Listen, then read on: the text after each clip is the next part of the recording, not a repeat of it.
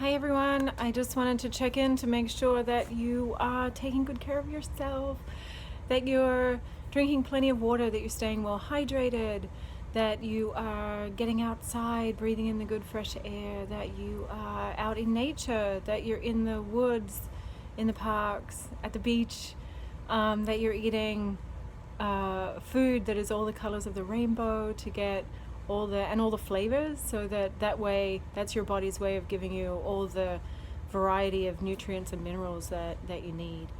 And I want to make sure that you're remembering to rest and replenish, that you have a meditation practice, even if it's just 10 minutes of stillness a day. I had a client in yesterday, and her infinite wisdom said that she needed to get to a practice of 20 minutes daily, even twice daily, but to start off with just 10 minutes of being still and paying attention to the breath. So it's all available to you, but the important thing is to get this foundation of self-care. So I wanted to start off with that because it's with that foundation that we can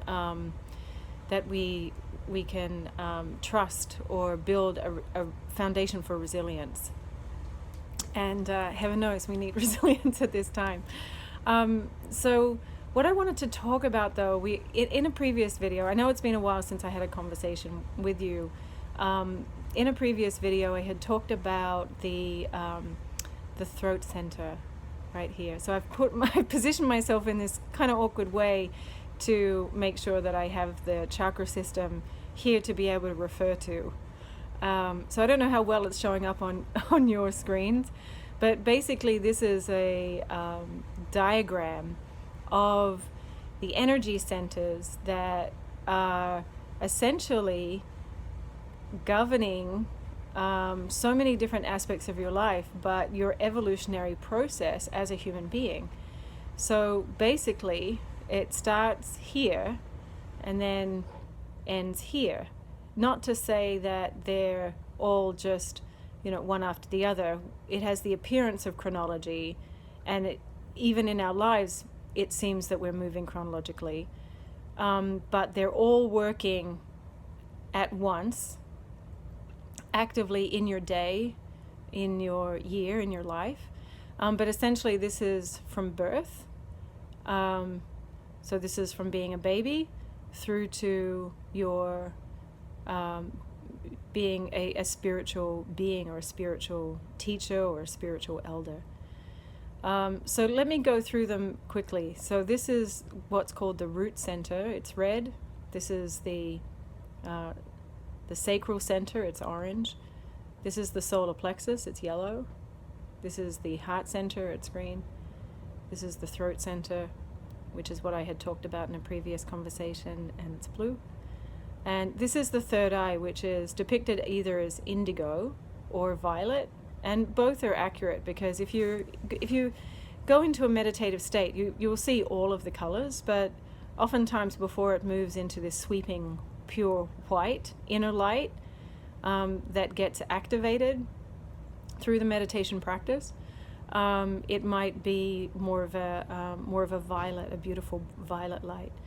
And then we have the crown, which is here depicted as holding all of the colors, and so often it's described as this beautiful golden light. And so essentially what's fantastic about having this knowledge or having this information is that it gives you a map. It's a map of your evolutionary process as a human being.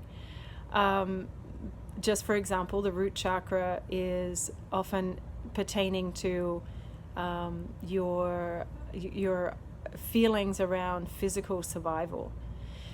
And so because it's the root center, it's pertaining to how safe do I feel, and also your relationships with your family. And so each of these energy centers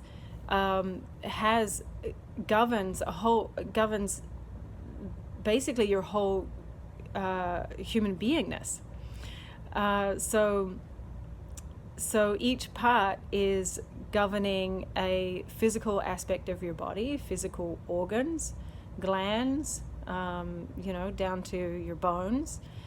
and also governing aspects of your relationships with yourself, relationships with others. They also have an emotional function as well as a spiritual function. So this is really fantastic knowledge to have. It can really contribute to self-mastery, because once you have this understanding, you'll be able to better understand the different themes that are going on in your life.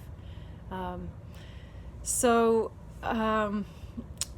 we've had an interesting 18 months, and if you had asked me 2 years ago, where were we collectively in our evolutionary process through the perception of this framework of the chakra system, I would have said that we were more in the heart center.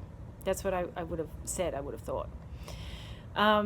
Because it seems that, okay, where overall humanity is doing good works for each other, it's of service to others, and also it's we're doing good works when it comes to the overall health and well-being of the planet and all who inhabit her, right? Which is including humanity. So that's what I would have said.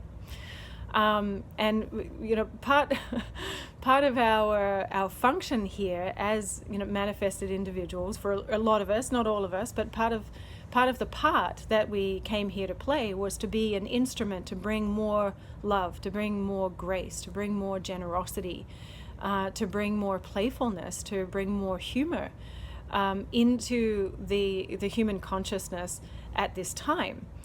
And so what we know is that as we bring all those beautiful gifts and graces of love into this paradoxical realm of duality, we end up inevitably, which is what love is designed to do, it will bring up that which is unlike itself in order to beget more of itself. So what I've noticed is that in these last 18 months, what has been exhibited, the symptoms that has been revealed as people through people's attitudes and behaviors and treatment of each other, their reactions to things. What I've noticed is that it's more the shadow side, the shadow side of the solar plexus, which is this one here, the shadow side of the solar plexus. So know that as we move through each of these, as we move through each of them, inevitably we have to go from the shadow to the light, the shadow to the light, the shadow to the light, shadow to light, shadow to light, shadow to light, shadow to light.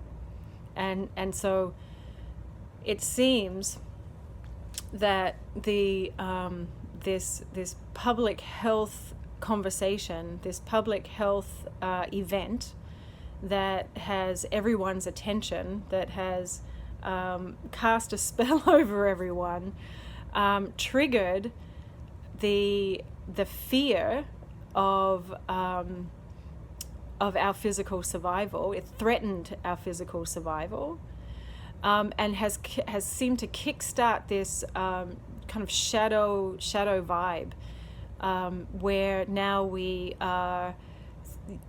our emotions are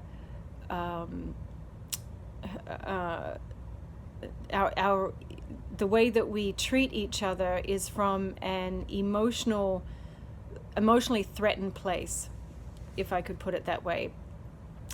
So what's fascinating about the solar plexus is that this is the center that governs our minds. It's the human personality as it shows up in society, in community.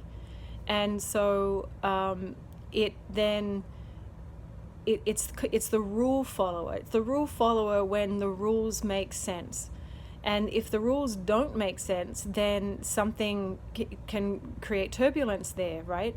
It's also the center for action. So where does it, to what thought system does the body align to and then take action on?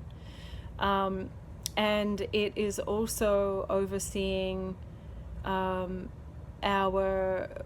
terms of the physical body, it's right here, and so it's governing stomach, it's governing the kidneys, it's governing the pancreas, and it's governing the liver. Also spleen over here. So it governs a lot of our organs, and that teaches us a lot too. And so the stomach, for example, its function is about accepting or rejecting, just simply accepting or rejecting life experiences. The spleen is more to do with it metabolizing the life experiences. And the liver is where we hold, liver and gallbladder is where we hold our upset, our grievances, our anger, the gall, right? And then the pancreas is more to do with the sweetness of life. So what's happened, what I've noticed is that as this perception of being physically threatened, not just personally, but to the people that we love, the society in which we live, and then, oh no, all of humanity is being threatened at the moment. So that has triggered this interesting part of our collective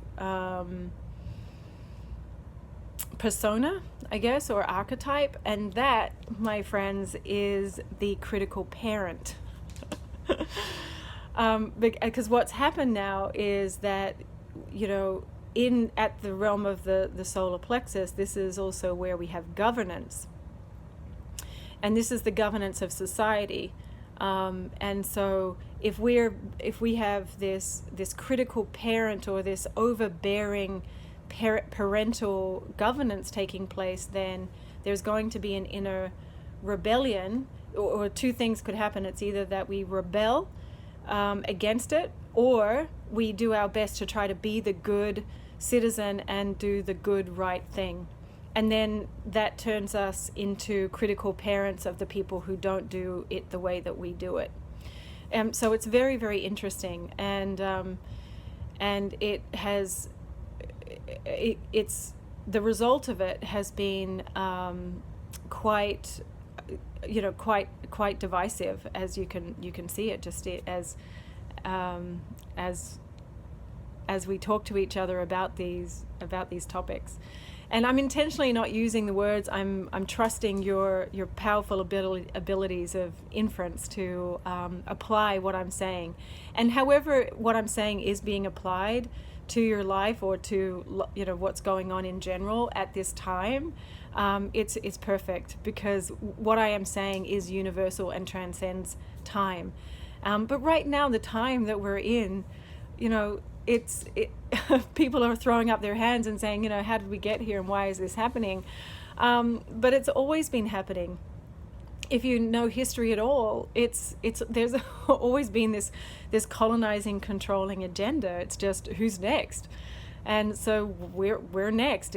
We're all in the line, in the line of fire. That's what's coming to me, which is interesting, because the solar plexus is solar, which is sun, which is fire.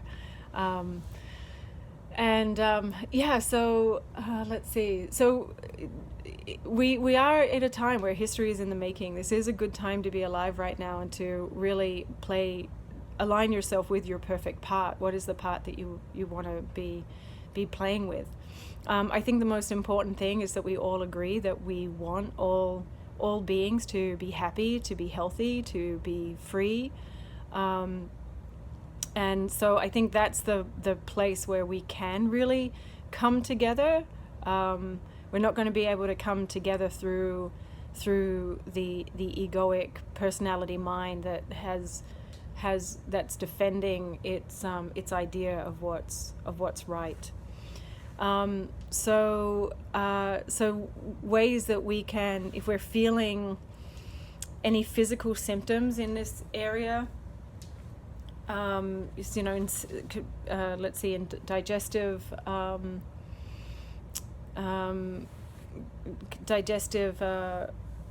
imbalances that might be showing up for you, or if you're feeling a lack of motivation or a lack of action, because this is the action center.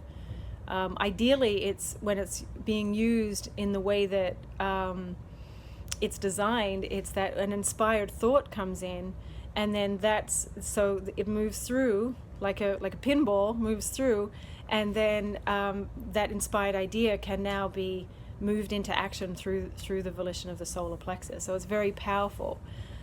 We know that the solar plexus is out of balance when we're ruminating, when we can't make a decision. And so what's fascinating too about this time is that, you know, we have the perception of choice, and we're defending this choice, not realizing that actually it's choiceless. And so how do we align with that choicelessness? But I'm noticing that it's not, you know, I'm noticing that different. So for example, on the topic of the shot, right? So for me personally, the way that I'm predisposed, having a natural healing center, being a practitioner of the Eastern healing arts, there's just, we consider things that are going on as projects. So they're creative, they're fun. There are many, many ways to work on a project, and so to just have one idea, one solution that is invasive and experimental, it makes, and comes from an industry that is inherently sociopathic and are known liars. It's just, I mean, there is no rumination. It even transcends the rational. We don't even have to talk about that. It's just obvious. It's choiceless. It becomes choiceless. So for a lot of people, there is a choicelessness about it, and then for others, there's this desire to do the right thing, to be a good person, and that's absolutely understandable because this is how we survive as a community, and it's important.